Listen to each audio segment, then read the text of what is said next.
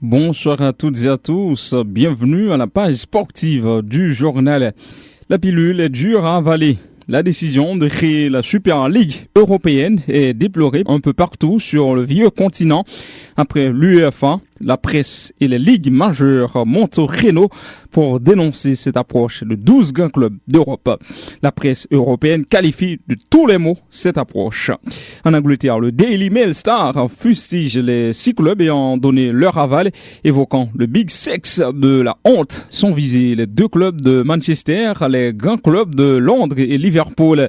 The Sun parle d'affront au football européen, tandis que le Daily Express accuse les 12 fondateurs de voleurs du sport national.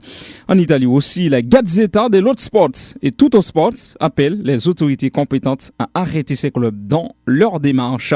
Idem en Allemagne, où le choix du Bayern Munich de ne pas se mêler au projet a été salué. La presse espagnole est plus modérée. Mundo Deportivo, par exemple, préfère mettre en avant les bénéfices que tireraient le Real Madrid et le FC Barcelone avec la Super League. 350 millions maintenant. As et Marca regardent ceux qui sont pour et ceux qui sont contre. Le principal acteur à l'origine de la création de la Super League, Florentino Pérez, quoique les avis sont erroné, il a vanté les bienfaits de la Super League en disant que nous allons sauver le football. Les audiences et les droits baissent et quelque chose doit être fait. Nous sommes tous ruinés. En 2 saisons, Madrid a perdu 400 millions d'euros. Nous sommes arrivés à la conclusion qu'au lieu de changer la Ligue des Champions, la création de la Super League nous permettra de compenser ce que nous avons perdu, a-t-il argué. Plus loin, Pérez estime aussi que cela augmentera l'attractivité du football en déclarant que les jeunes ne sont plus intéressés par le football parce qu'il y a beaucoup de matchs de faible niveau. Le président de la FIFA, Gianni Infantino, a indiqué ce mardi que l'entité qu'il dirige désapprouve la création de la Super League et a exprimé sa solidarité avec l'UEFA qui menace de sanctionner sévèrement les adhérents en ce projet. Le patron de l'UEFA, Alexander Seferin, a tenu à saluer les dirigeants des clubs qui refusent d'intégrer le projet. Pour l'instant, le Bayern Munich, le PSG et l'OL n'y sont pas. Cette compétition est perçue contre la Ligue des Champions à laquelle les dirigeants du football sont très accrochés et même les joueurs et les fans. Dossier transfert, Kylian Mbappé pourrait signer vraisemblablement au Real Madrid cet été.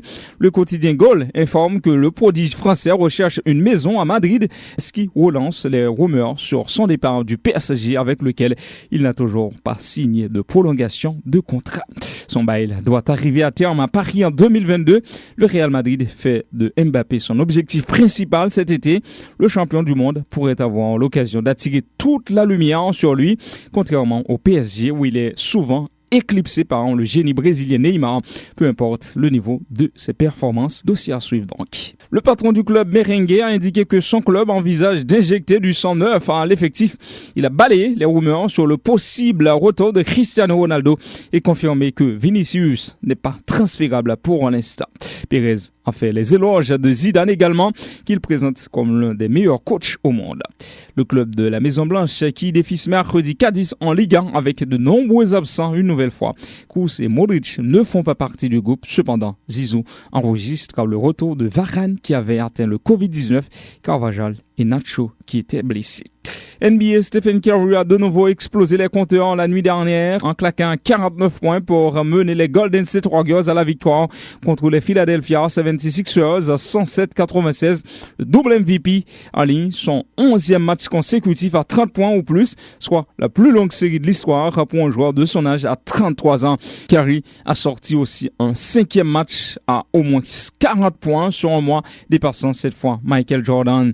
Le Serbe Nikola Jokic a fait très fort également en totalisant 47 points, 15 rebonds et 8 passes pour offrir la victoire à Denver sur Memphis.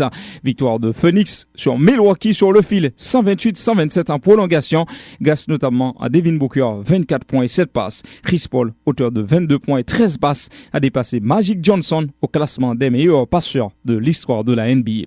Russell Westbrook a réalisé son 26e triple-double de la saison en totalisant 13 points, 11 rebonds et 17 passes décisives lors de la victoire des Wizards de Washington sur Oklahoma City 119-107.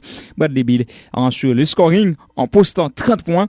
Westbrook n'est qu'un dimanche pour détrôner le légendaire Oscar Robertson sur l'ensemble de sa carrière au nombre de triple-double 172 contre 181.